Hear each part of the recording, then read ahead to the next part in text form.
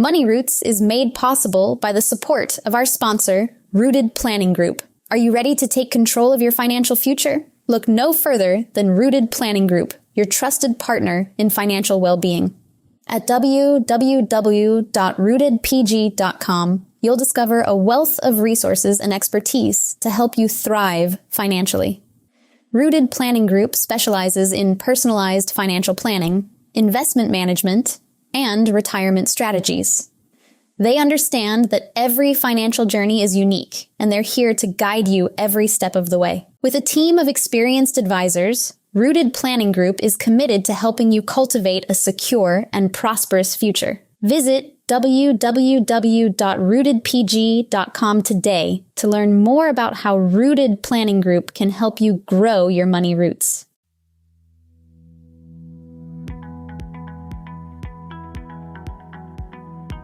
Welcome to Money Roots, the podcast where personal finance gets personal. Each week, Amy and her guests dig deep into the world of finance, making it more approachable and understandable for everyone, no matter where you are on your financial journey. From savings and investments to budgeting and planning, we'll bring you practical advice, inspiring stories, and expert insights. We believe that everyone has the potential to grow a healthy financial future, and we're here to help you nurture it. So whether you're a financial guru or just starting to plant the seeds of your financial knowledge, this is the place for you. Get ready to uncover the tools and strategies that can help you thrive financially. So without further ado, let's dive into today's episode of Money Roots. Welcome to this week's episode of Money Roots. This is Kate Welker back with you again, and I'm joined with Kerrie Beene this week. We're excited to have you listening along. And Kerrie and I today are going to talk about some financial follies that we feel women tend to make along the way. And I'll let Kerrie say hello too, even though you've been hearing from her fairly often. Hello again.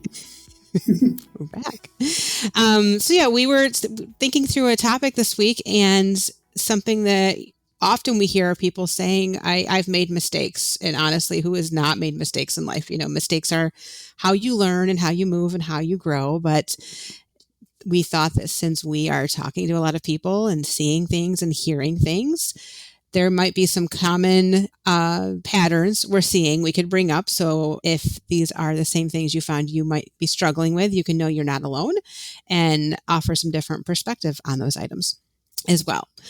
So I'm going to jump right in this week because I actually think we have quite a bit to share with you, and we're excited to get in. So the first thing we wanted to talk about is, honestly, it's a mistake, and maybe not in the way that you think it's a mistake, but the mistake number one is listening to other people.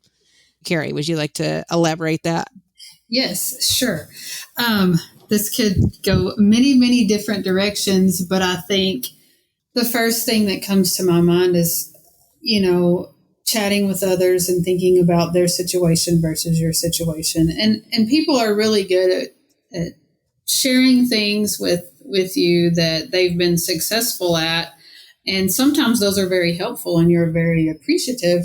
But sometimes your situation may be just completely different than someone else's. So if someone's doing something and they share it with you and you either feel like or you actually do complete the same thing that they did, I think it's important that we remember our situation may be completely different than someone else's situation.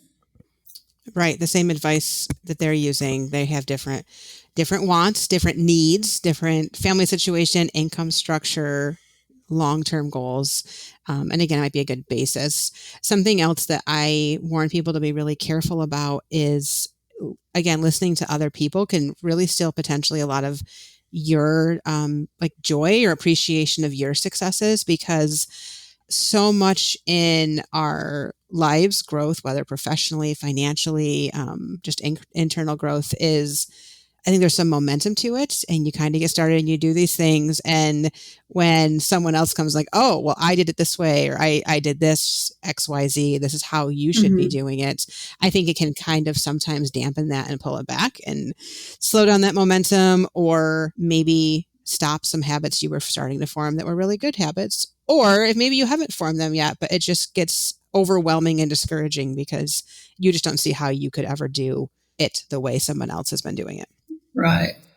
I think too, I think that example's good. Like if you're talking to someone that you know, or, someone in your personal life. The other thing that comes to my mind is I got a video about a week ago from one of my cousins, and it was a video basically showing how saving for your retirement is a scam.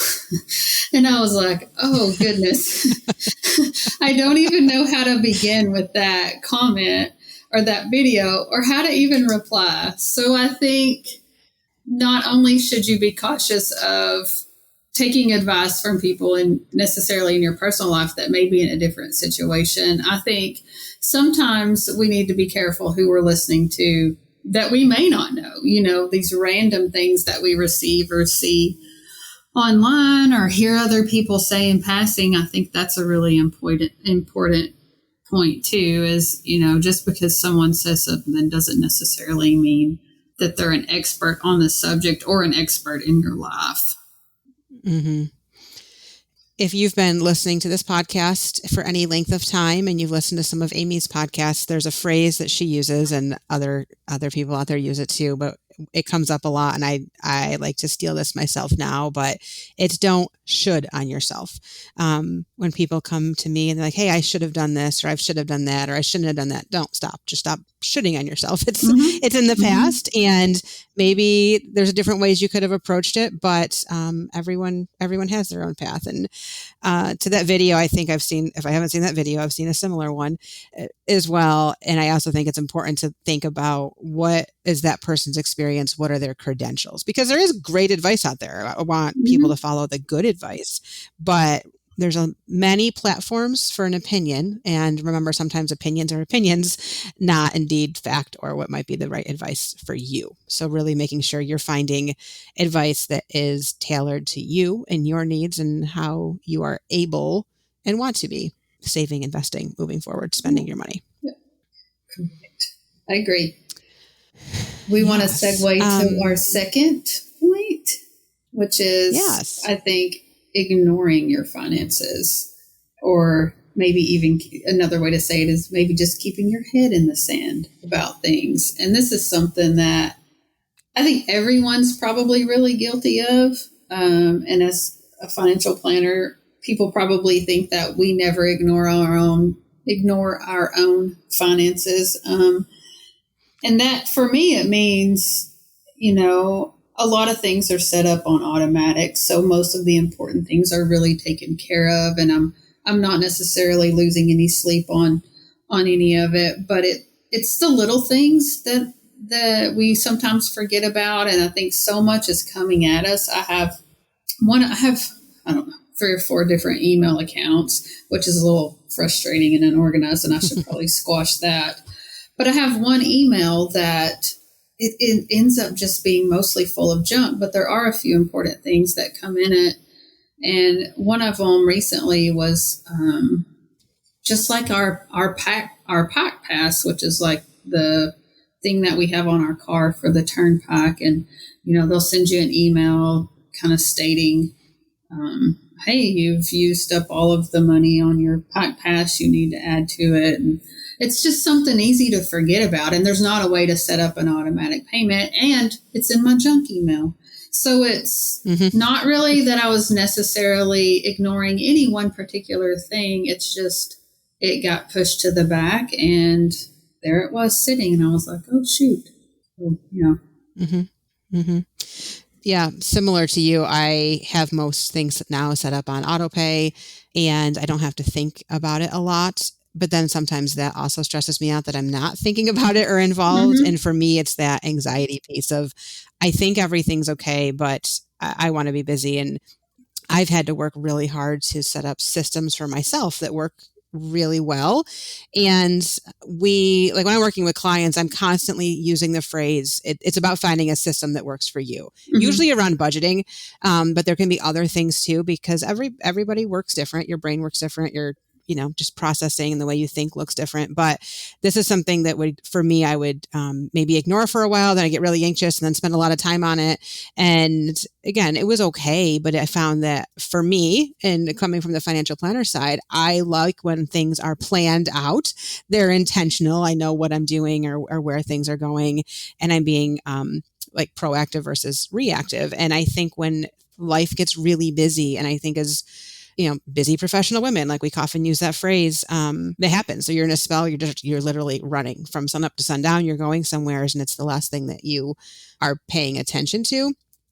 And maybe the best advice here is to set as much up on, automate as much as you can so that it's not getting behind.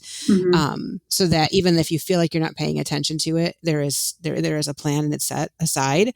Some other things would be maybe putting a reminder on your calendar. There's a certain trigger I have every couple of weeks that I sit down and I actually spend some time just reviewing, making sure like how much was charged on these cards, where did we spend the money on, and at high level, like I have time to do in-depth, but just high level, real quick review, make sure everything's legitimate, verify like, all right, what's coming up?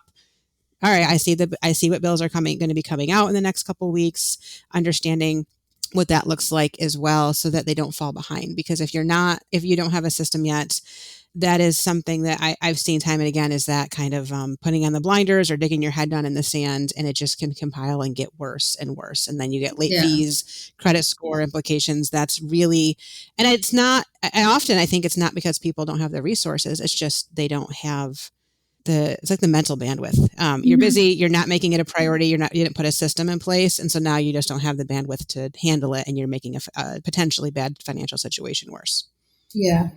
I think as you were talking, it made me think about, like your system versus my system versus someone else's system. And I think the big key point is it's super important for you to figure out what makes you sleep good and what system feels right to you. Because I think over the years, there's one thing that has never changed about how I keep up with our finances. And I'm the in my marriage, I'm the one that has taken on that role. And it's just kind of predominantly always been that way, probably because it's my personality a little bit. But there's one thing that feels almost old school, or maybe not the norm. I'm not, who knows what the norm is, but I still sit down, balance my checkbook, and I write down every single transaction. And it's a little bit time consuming and overwhelming if I don't do it for 2 weeks. But if I do it every couple of days, that's when I feel really good and really in control. So if I log into my checking account, I write down the few things we've bought in the last couple of days. This is my balance. My balance might be $200 or it might be $2,000. Whatever it is, it makes me feel really good about where I am today. Where am I at right now? So that is something that I've learned is a system for me that works. That's not necessarily budgeting. It's just knowing what's in my checking account. And that's a non-negotiable for me. So I have to know how much money's in my checking account. And when I don't do it for a couple of weeks, or I get really behind, it causes me so much anxiety, even if I know there's money in there. So I've learned that about myself. And I've just learned, hey, if you don't have time to do anything else, do this one thing, and then you'll know, okay, I'm okay. And so it may be something as simple or as silly as that. And most people probably don't want to do that. But for whatever reason, that's what makes me feel good. Yeah, I think like we said, all different systems. And for our listeners, I know there's some people that are going to relate to that so well, as in, oh, that makes me feel good. That does not make me feel good. Because it gives me like, oh, I got to keep on top of it. It's more work and it stresses me out. And like, again, I have more like a spreadsheet system. I'm like, this is what's coming up. But I also, for me, it's having eyes on that. Eyes on that every couple days, honestly. I'm looking at it just maybe 60 seconds tops, but I just kind of all right, here's what came out, here's what's coming up. And Yeah, I know. So finding, and I think maybe the biggest takeaway from this is just finding a system, finding whatever your system is, to just get some control on that, so that when you're busy and maybe everything else feels like it's not in control, that is something that can run itself. yeah, I think so. And the only point I will say, the one thing that has changed for us recently that didn't used to be this way, and this is just a suggestion or a tip. If you are similar to me and you have the one checking account and all your bills and like everything, we live out of one account, our bills come out of one account. One thing that we used to do that I actually don't know why we stopped, I think we changed banks actually. And it actually made life easier, is we had two checking accounts. We had one that we just used for bills and one that we lived out of. So that actually made it really easy to, like, you can just log into the one checking account and know, like, oh, you don't have to sit down and write down every transaction, because hey, this is what it is. And there's no bills coming out of it. So, but anyway, I thought about that while you're talking.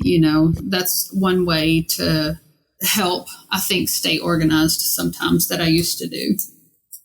Yeah. Well, leading into, I think this ties well into the next thing we want to talk about, which is overextending yourself. And interestingly enough, with both time and with your money, overextending what those things could be in your priorities. And this topic came up sort of naturally because we hear it a lot. And both Kerrie and I this year, we're on journeys to sort of try to stop overextending ourselves as much as we could. It's really hard, really, really, for me, it's very hard to pay attention to that. But making sure that you are prioritizing yourself so that you're not falling into bad habits again, too. So I'll start with time a little bit. And I hate sometimes to use like cliche terms, but I think it's important. And I saw a post yesterday of someone that was working out and had used the phrase like, hey, filling up my cup, going back to that saying of you can't fill from an empty cup. And it's overused a lot, but it's very valid and I think very, very true. So if you are prioritizing everybody else and you're overextending yourself, it's going to really have some impacts to you and your time and where you can focus and be intentional with the things that you want to be intentional with. Yeah, for sure. I think when we think about, ignoring our finances, the reason we're ignoring them probably is there's a good chance we've overextended ourselves with our time. I think I'm extremely guilty of it. And I realized, Kate mentioned we're both on the journey to stop overextending ourselves. It's really easy to say it's another thing to do. And at the beginning of this year, I said, I will not say yes to everything. And so that's been a really important thing to me. It's so important that I'm thinking very hardly about every request I have and what effect does it have if I say yes. So like, for example, I was just asked to be on a committee, and previously I would not have even thought about it. I would have just said yes. I just would have said yes. And it's a great committee and it's a great cause and it's for great people. But I have some other things that are really important to me that are also great that I've already committed to. And so it's just making that decision and actually thinking about your yes or no and how your time needs to be utilized, I think is most important, not only to you, but who you're committing to also. Mm-hmm. And to loop it back a little bit on the financial side of, why on a financial podcast are you talking about extending yourself in time? But when kind of the point of our finances and our money is building that lifestyle that what you really want to live. What are your key values? What does your ideal future look like? And making sure money is lining up with those values. And on the time side, if you don't have the time to enjoy it, or you are filling your time with things that aren't, I don't want to say necessarily always lead to that vision, because there's things we're going to do because we just enjoy it as a person. It's part of our society and what we need to do. But again, really thinking about really being intentional with what you're doing so that you have the ability to maximize your earning potential, maximize where you want to save, and also just kind of maximize how you want to be spending your time. Again, so you're just not, leading back into stress and anxiety and bad patterns. And then on the money side, overextending yourself. If you are prone to overextending yourself or saying yes a lot to time, that can start to lead into monetary issues. If it's work-wise, there may be monetary rewards, but if it's just in organizations, this is where we can start to see that slip a little bit, and you may not be as productive in your work life because now you're spending all your extra time on things that don't fulfill you. I mean, I'm all about volunteering for organizations that build you up and bring you a lot of joy. I think what we're getting to are just other things, all the other things that come in that we feel obligated to say yes to.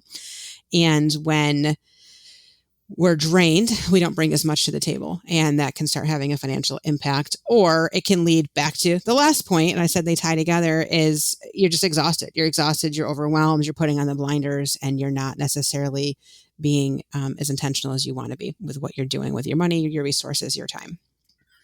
Right. And that's kind of, again, what we're talking about, mistakes.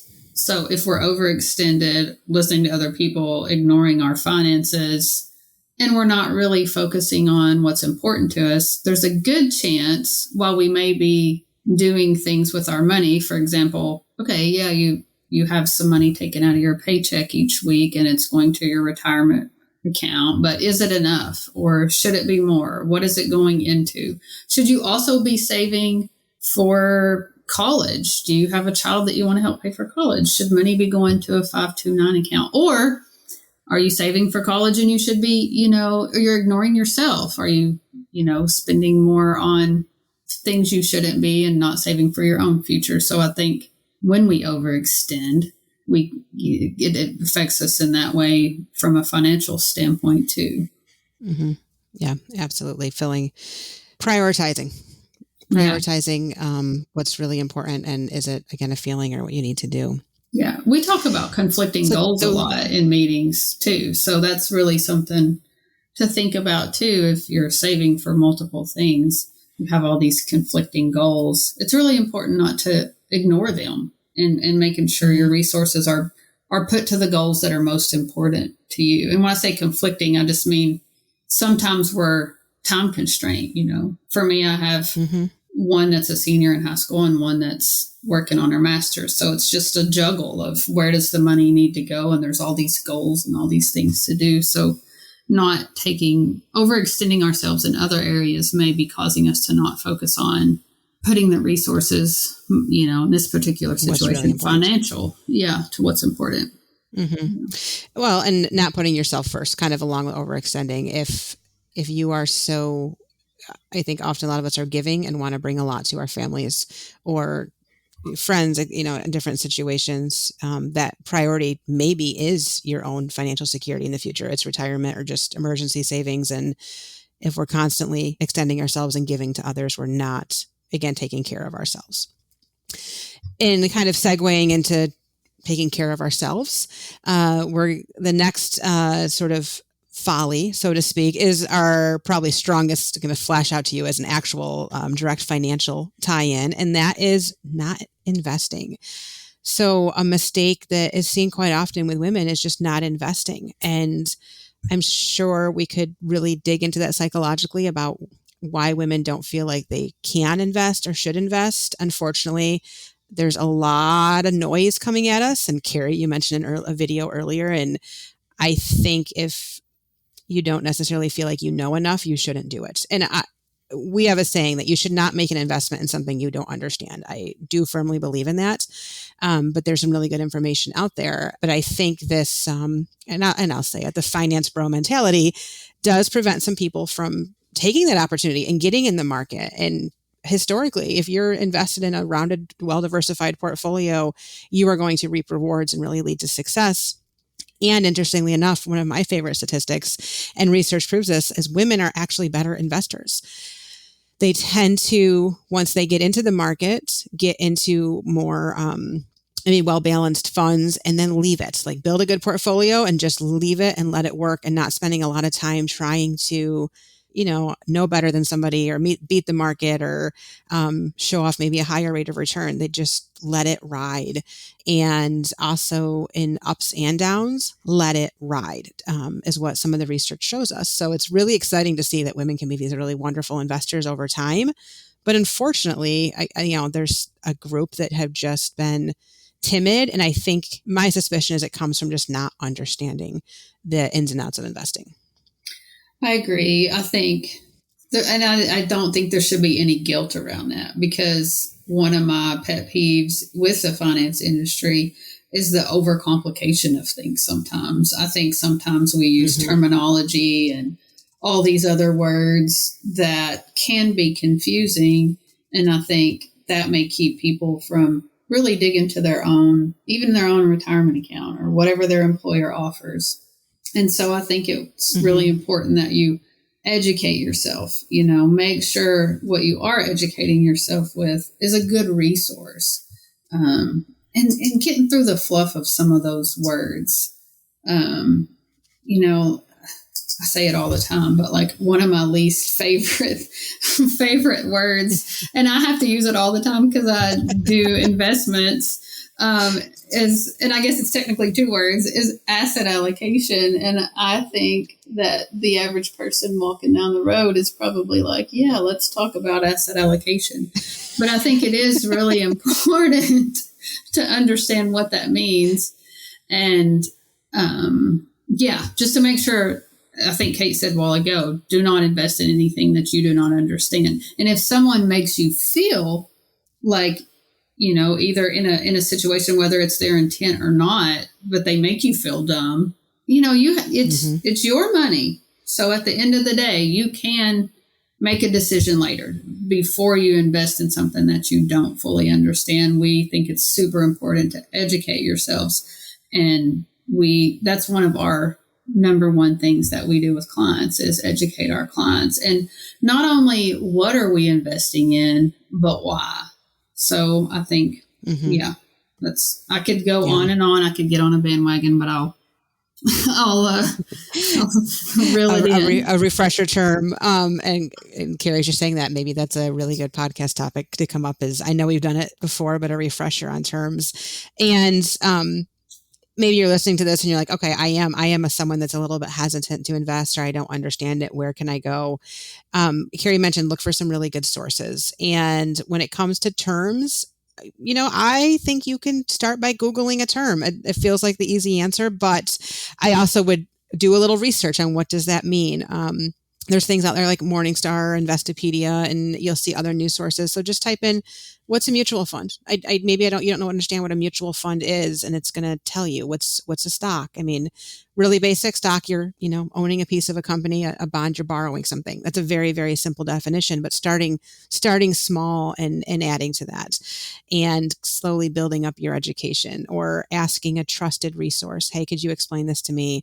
Maybe finding a very, basic class for beginners. Just again, educate yourself and give yourself that information. And I'm going to reiterate again something Kerrie just said a moment ago. If someone is making you feel like you are dumb or unintelligent because you're not doing something, do your own research first.